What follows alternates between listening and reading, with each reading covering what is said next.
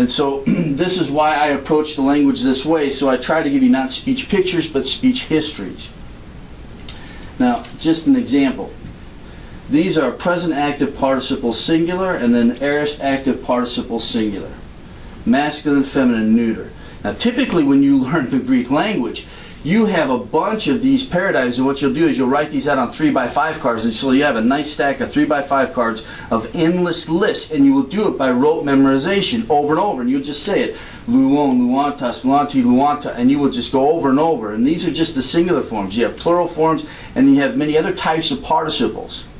So what happens is you have this endless list of memorization that you have to do. Now, I'll just tell you, there is some memorization in learning language, always going to be, no matter how much you simplify it. But if you take the historical approach, I teach you how to make participles.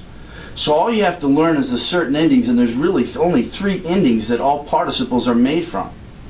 And I teach you how to make the participles, and therefore you don't have to memorize endless lists. You just look for keys. And I refer to these as keys that unlock the door to the language. I teach you those keys, I teach you simple linguistical rules, and it'll take you a lot less time, but yet you'll have a better grasp of the language and you'll know how it works. So this is why I approach it this way, and again, this is nothing new. But I put this thought up here for you. In exegesis, the handling of the content of the New Testament must be done so without separating it from its historical context, and so should the language in which it is written. When we come to the New Testament, we study a book in the Bible, we realize that that book was not given or written in a vacuum. There's a historical context to it. So if I take, say, the book of Philippians in the New Testament, I realize that there is historical background to it. There is a life setting. It was written to a particular people at a particular time, at a particular place. In history, there were things going on in their life. There were things going on in the church. There were things going on in Paul's life. If you look at Philippians chapter 1, he's in prison. There's a whole bunch of history behind his reason for being there. All of these things are important for us when we study a book in the Bible. Because what we're trying to do when we practice sound exegesis is we're trying to understand that truth in the context in which it was given, to whom it was given. Once we understand it how they would have understood it, then we can take those principles and truths and then apply them to our own circumstance. But we don't study the Bible in isolation from that. And typically what happens is we do that. I mean, we just start reading through a book and we come to a passage and all of a sudden we start drawing things out and immediately we start applying it to our life. Rather than stopping and saying, how did they understand this, or how did this apply to their life, or what was the significance for the writer saying this to these people at this time? And once you understand that, then you can apply it to your own life. So when we study books in the Bible, we don't separate them from their historical context. We look at them in light of that historical context. And I would suggest we do the same thing with the Greek language. We don't isolate it from its history. We look at it in light of its history. Not only does it maintain the integrity of the language, but it also makes it easier for us to learn it. And I'll show you changes that happen in language, and even within the New Testament, they still exist. Several quotes I give to you just to show you that this isn't my own idea, but others have believed this and taught this and practiced this. Dana and Manti make the statement, the historical method is applied to all phases of linguistic science and is to investigate a language in light of the periods of its own history. Exegesis has always required an exact analysis of the language of the New Testament. And I say this to you, the reason why I approach the language the way that I do, it's not for language sake, right? I mean, the whole reason why we learn it is so that we can learn the Word of God, so that we can know God better and grow better in our relationship. But we want to be accurate when we handle His Word. And so therefore there is that drive to maintain the integrity of the language. Blas, de Bruner, and Funk, they make this statement, the New Testament, in spite of all its historical ties, with its own period and preceding and subsequent periods, is a historical unity. To that extent, to special treatment of its language as of its contents is justified, provided, of course, that it is assigned its correct place within the general history of the Greek language. In other words, you need to understand it in the context of the overall whole. It's a unified thing when you look at the Greek language.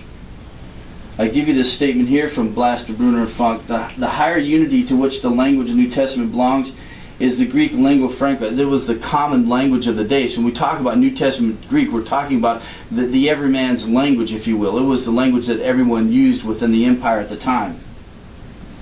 The brisk political and commercial relations of Athens in the 5th and 4th centuries BC had already procured for the Attic dialect a certain diffusion across Attic borders as the language of diplomacy and commerce. Now what's interesting is that we talk about Koine Greek. And so anyone who knows Greek and understands or has studied it, when they talk about Koine Greek, they're talking about the New Testament Greek. The Greek that the New Testament was written in. But that is not the only Koine Greek in existence. There were other, if you will, Koine Greeks. The Koine Greek is just the common tongue. And there were other periods in the history of the Grecian people when they tried to unite their common tongue. Now in Greek you have various dialects. There are several Grecian dialects. It's all Greek. It's like if you were to go through the U.S.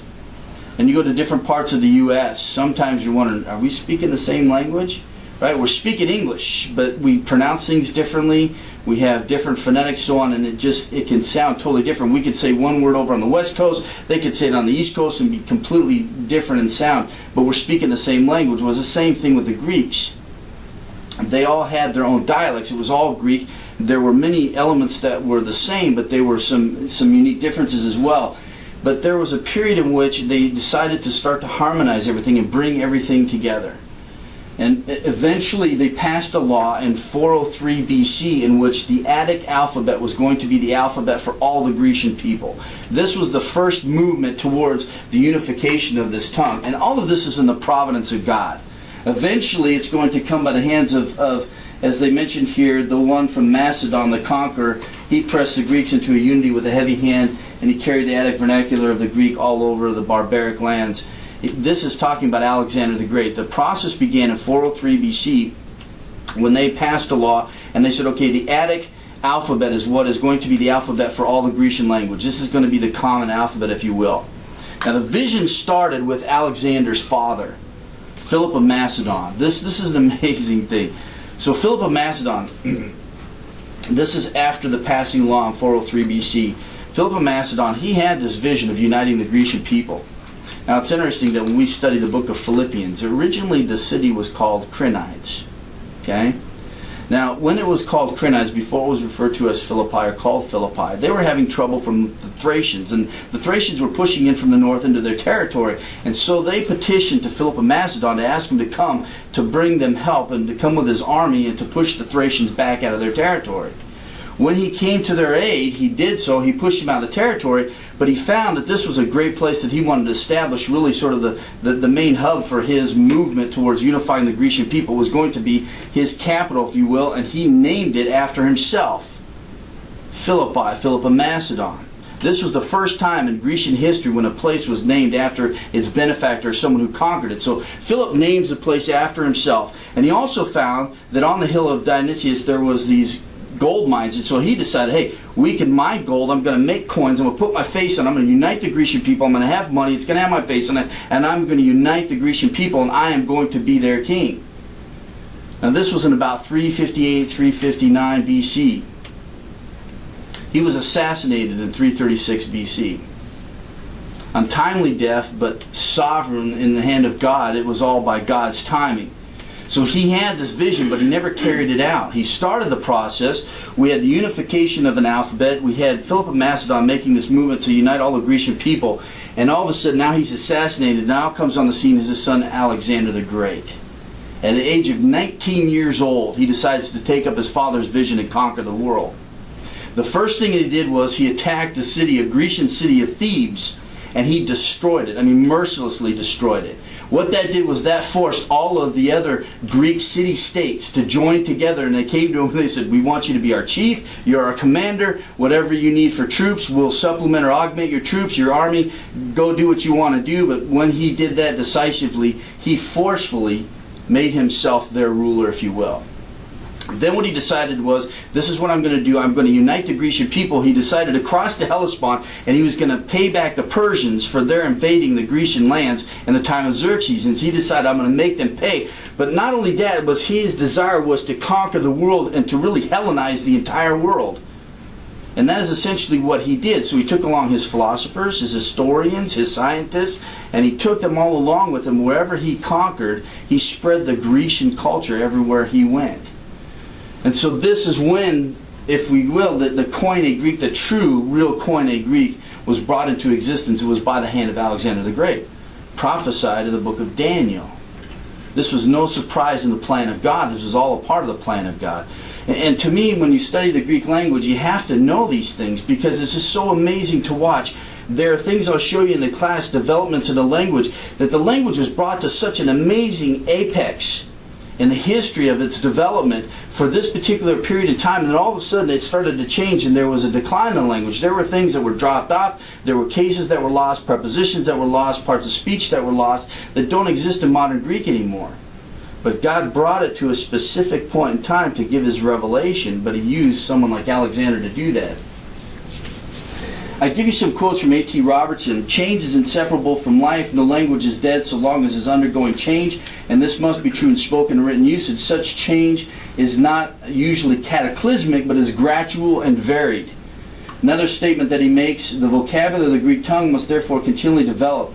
For new ideas demand new words, new meanings come to old words, likewise inflections vary in response to new movements. There is constant change in language.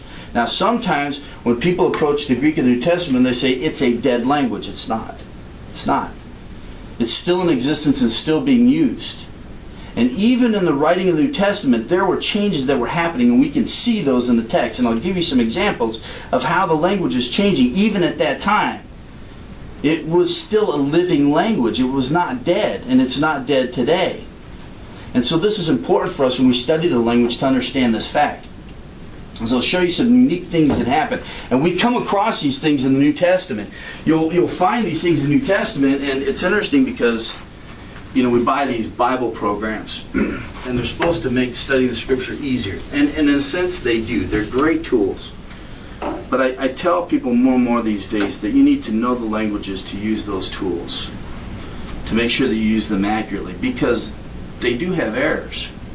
I just found 2 in one well-known program. If I told you what it was, you'd know what it is. But I found 2 just last week. So what I want to show you is the history of the language, why we look at it this way, and explain to you, and just show you how this language, it's not dead in the period of the Koine, that it was changing and it was going through transitions, and we find this in the Greek text, and there's more than just what I give you here, but I'm just going to give you a few examples. So I'll explain this to you. To form a Greek verb, there are 2 elements. There are actually 4 elements to making a Greek verb, but I'm just going to highlight 2 of them. To make a Greek verb, you have to have a verb stem and then you have a verbal suffix. It's an ending that you attach to the verb, and you can change it as far as the subject and all that kind of stuff. All you need to know is that there's a verb stem and a verb suffix when we make a verb. In Greek, there were 2 main conjugations. There is the omega conjugation, and there are these endings that we would place on verbs to make them say what we want them to say. Then there is the me conjugation. Now the me conjugation, or the me verbs, are the oldest, and originally there were no o verbs, if you will, or there was no omega conjugation. There was just the me conjugation. Everything started from this me. So all the endings originally were me endings, and then later there was a development where they started having these omega endings placed on the verbs. Okay? What's interesting is that there are some Attic writings that have been preserved for us from which we can find both omega endings, which is here, and we would have them alongside of me endings. Now these were the oldest. And when the language in the early years of development, all it had was the me, there was no omega. But there was a transition that started to happen in language because of its development and its change.